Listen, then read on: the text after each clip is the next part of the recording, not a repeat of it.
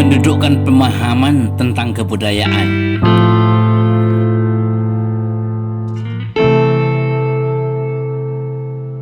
Assalamualaikum warahmatullahi wabarakatuh. Saudara, hampir semua akademisi, praktisi, dan pemerhati kebudayaan hafal benar dengan definisi kebudayaan sebagai semua hasil cita rasa, karsa, dan cipta karya manusia yang diwariskan dari satu generasi ke generasi berikutnya. Kedengarannya tidak ada yang salah dan tidak ada yang bermasalah.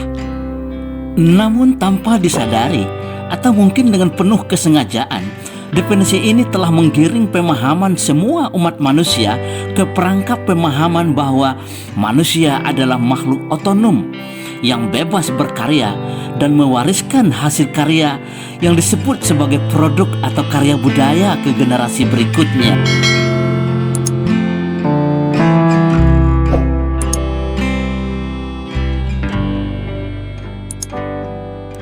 Ada 4 kegagalan serius dalam memahami kebudayaan yang berdampak terhadap sikap dan perilaku berbudaya manusia yang disebut sebagai akhlak.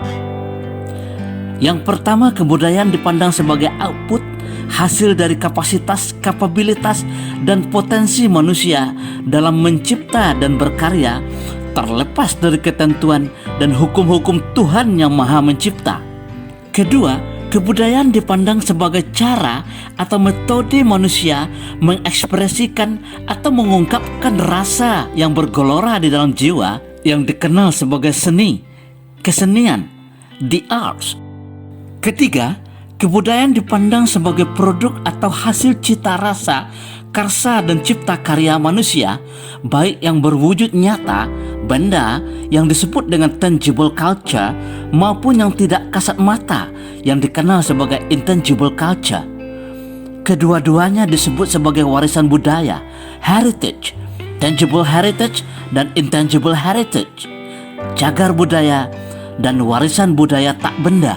Keempat, tidak sedikit masyarakat yang menganggap bahwa kebudayaan itu adalah kebiasaan-kebiasaan, tradisi kelompok masyarakat tertentu seperti prosesi ritual, aturan dan tata kehidupan, sistem kepemimpinan dan kekerabatan yang diwariskan dari satu generasi ke generasi berikutnya yang dilabeli oleh orientalis dengan adat.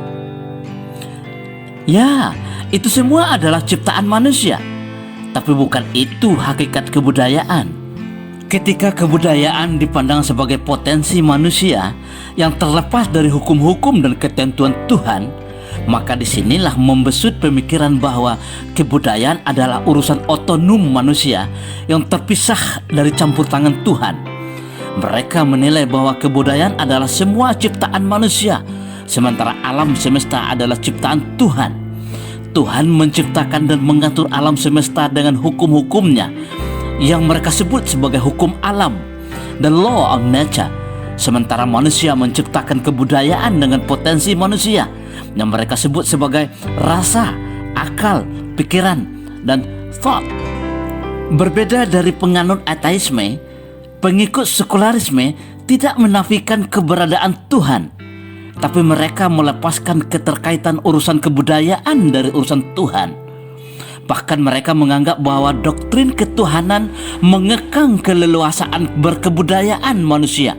Mereka berpandangan bahwa hubungan manusia dengan Tuhan hanya berlangsung melalui peribadatan, sementara kebudayaan adalah urusan manusia seutuhnya. Ini adalah ancaman, bahaya. Kebudayaan itu sesungguhnya adalah totalitas ikhtiar manusia dalam mencari dan memahami keberadaan Tuhannya melalui alam semesta dan gejala-gejalanya. Bukankah setiap manusia yang lahir ke muka bumi ini telah mengikrarkan janji, pengakuan atas keberadaan Tuhan dan kekuasaan Tuhan? Oleh karenanya, fitrah, naluri, dan basic insting manusia adalah kerinduan dan pencarian Tuhannya. Untuk itulah Tuhan memfasilitasi manusia dengan akal yang berkembang dari masa ke masa, lintas generasi, bahkan tembus jauh ke masa depan melalui asma, nama yang secara sistematis terbangun menjadi bahasa. Berbeda dari hewan yang diberi akal hanya sekadar untuk mempertahankan hidupnya, mempertahankan keturunannya, tidak berkembang signifikan karena memang hewan tidak dibekali kemampuan menguasai asma, nama, sehingga tidak mampu berbahasa. Kesimpulan bahwa leluhur kita yang mengembara di permukaan bumi ini menyembah alam ciptaan Tuhan yang mereka anggap memiliki kekuatan, kekuasaan melebihi kemampuan dan kekuatan mereka adalah kekeliruan dalam memahami kebudayaan. Padahal mereka itu sesungguhnya sedang mencari Tuhannya. Nenek moyang kita mengkreasikan, menciptakan berbagai corak ragam ritual penyembahan dan persembahan untuk Tuhan yang mereka yakini terdapat pada alam semesta. Mereka meniru bunyi, gerak dan bentuk alam dalam rangka memahami hukum-hukum Tuhan yang terdapat pada alam semesta yang tidak pernah menentang hukum dan ketentuan Tuhan. Semakin dekat dan merapat manusia dengan alam, semakin paham mereka dengan hukum-hukum Tuhan.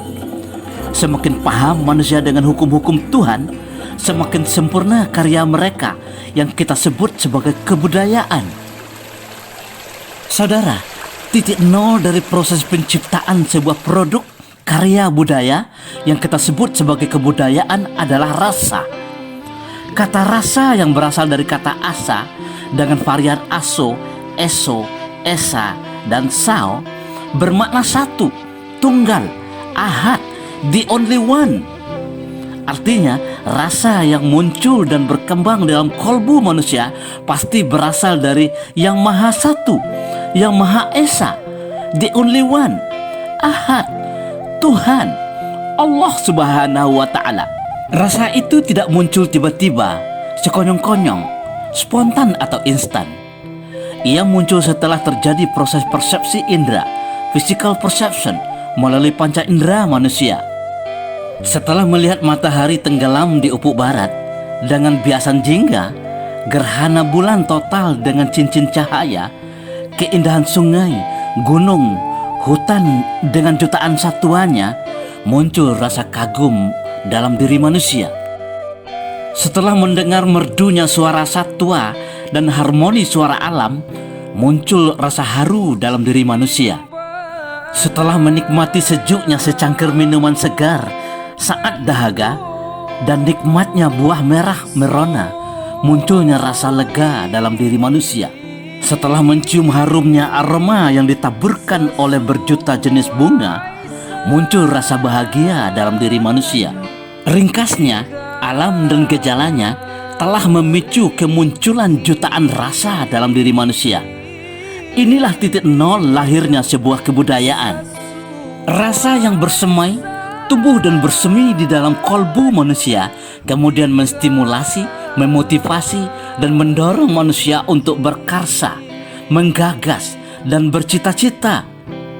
Pada titik inilah manusia dengan potensi akalnya yang diberikan oleh Allah Subhanahu wa Ta'ala berimajinasi dan berpikir untuk melahirkan karya, untuk memfasilitasi dirinya semakin dekat dengan Tuhannya. Karya-karya inilah yang nantinya menjelma sebagai produk budaya. Disinilah titik rawan yang selalu dimanfaatkan oleh iblis, setan laknatullah, yang telah bersumpah untuk menyesatkan manusia, menggiring manusia berkarya menurut kehendaknya.